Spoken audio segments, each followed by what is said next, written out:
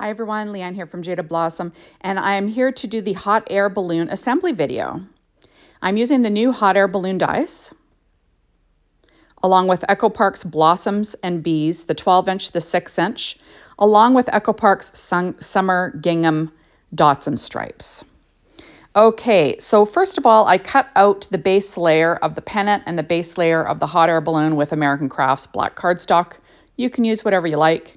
I'm alternating the pennants, so I have different patterns. Working on a Stampin' Up! Pad using my Barely Art glue. All my die cutting today was done with my Anna Griffin Empress. So I'm picking up my little pennants with my embellishment wand. I kind of go back and forth between that and a pair of reverse tweezers.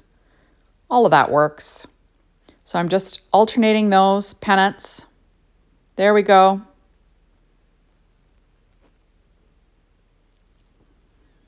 And I will weight it down with an acrylic block. Next, there is my hot air balloon. Now, there are little strings. You can literally leave those off if you like. So if you cut that base, if the base color of your balloon is the color you want your strings, you can leave it. I'm adding on the strings just to make them a little thicker, but you could certainly leave this little part off. So I'm just adding them with some Barely Art glue. Now, these work perfectly with Jaded Blossom's gnome dies. And they're also work perfectly with the brand new Jaded Blossom mini gnome dies, the girls and the boys. You know, they're just a little bit smaller, easier to use, but the big gnomes work. And this hot air balloon fits perfectly on an A2 sized card, like vertically. So lots of fun. So I'm assembling the basket. That's with Gmund Tindalo Woodgrain cardstock for the bottom. It's just a wood grain craft color. And then the top piece was Paper Train craft cardstock. And I'm going to glue those both down together onto my hot air balloon. So that's a little bit thicker, right? And I do weight it down with an acrylic block. Next, I'm going to add on the band to the hot air balloon. And that is cut from that same Paper Tray ink craft cardstock.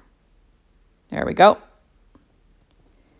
And next, I'm going to alternate the patterns on this hot air balloon. Remember, you know, any pattern paper will work. You could use solids. It's a great way to use up a paper, like a pattern paper pad. You know, just cut a bunch of them. I went ahead and I cut tons of different hot air balloons out and I assembled them. So during this video, you'll see this plaid alternated with this navy gingham. But the video or the picture at the end of the video is a picture of one of the other hot air balloons that I assembled. It's all from the same paper, you know, just alternating and using different patterns. It was a lot of fun. So I am just assembling this little hot air balloon. Like I said, it's super cute. There we are. And then I'm going to add on my last piece. And isn't that cute? So it's got the pennants that you can, you know, decorate it with if you want. This is an A2 size card base. And see how cute that is? And it fills up the whole thing. You can add a little gnome in there. That's a normal size gnome. You can add one of the different gnomes if you want, right? Anything you want. Or use the new mini gnomes. Next, you can add the pennant as well. So thank you so much for stopping by. Be sure to hop on over to the Jaded Blossom blog, be inspired by the team, the Jaded Blossom store to get your hands on these amazing products. And thanks as always for watching my videos. I really appreciate it. Make sure you come back and watch another soon. Bye, everybody.